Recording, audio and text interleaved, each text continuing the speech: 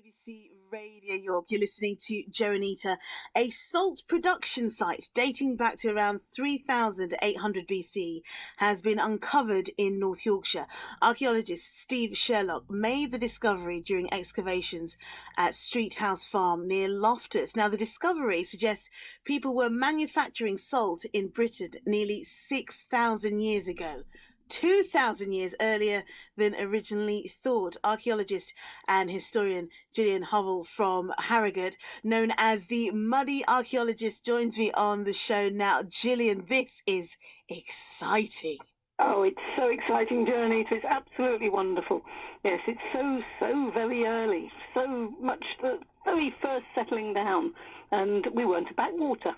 Okay. Not even back then. So tell me about where it was found and exactly what it all looks like.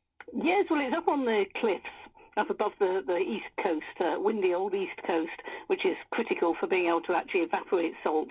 And they'd go down and they'd collect it from the shore, and then they'd bring it up onto the cliff tops to where their settlement were. And, I mean, it's really tricky archaeology. Having seen the pictures, I didn't dig it, but I've done Neolithic excavations. And you're looking at charred stones, and you're looking at burnt areas where there are hearths, and you're finding broken bits of pottery, really not brilliant quality pottery, but good enough for keeping salt water in and then evaporating it off over a heat. And so it's very ephemeral, really. You have to know what you're looking for. There has to be some good archaeology to work out what's going on.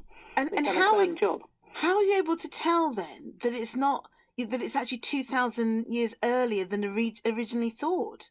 Well, you can do charcoal. You can date the charcoal. You can look at some of those pots in that settlement had what we call dairy lipids, which basically means fat. I mean, lovely subject, archaeology.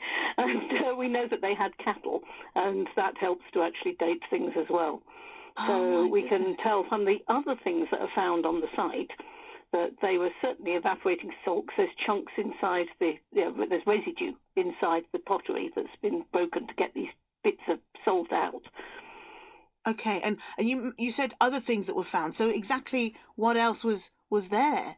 Well, they've got shaped flints. We're in the Stone Age. We haven't got any metal at this time. We're talking flint stone and lots of pottery, which seems to indicate that it's people who've come over from France. They're part of that culture, which were some of the early people who came in with this new skill, it seems.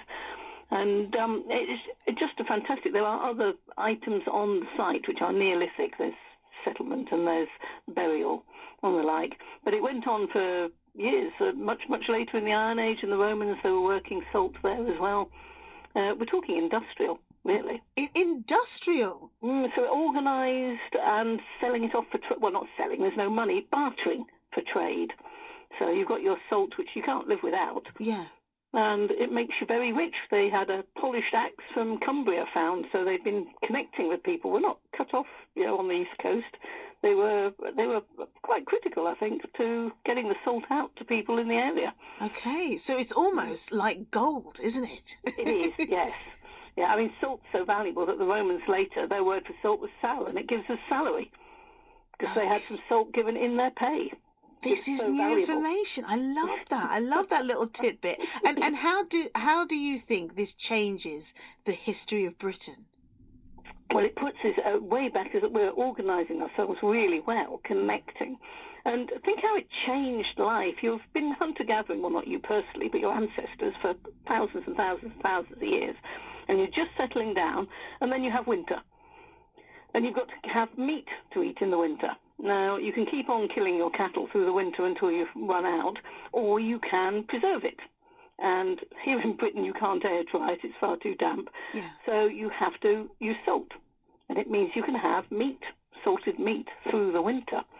And that enables you to settle down much better. And you don't have to keep killing off your male cattle, your bulls, your essential meat. But you don't have to kill off your female cattle. Right. With your milk and your cheese and your calves coming from them.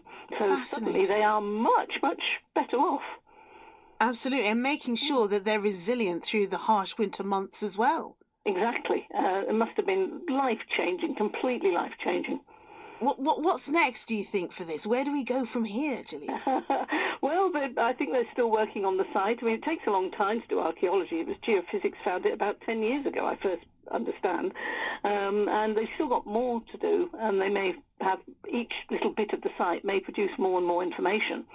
So, but this is the great breakthrough that they've reported today. Oh, wow. Yeah, Absolutely brilliant. Gillian, thank you so much for telling us all about it. I'm going to be watching this one with great interest, actually. Remember, it's over 1,000 years older than the pyramids, even. Oh, my goodness. And the fact that it takes 10 years to get bits out of it. I might be waiting some time, but I'm patient, Gillian. I'm patient. Yeah, and they're people just like us, so they had as much intelligence, so they could work it out.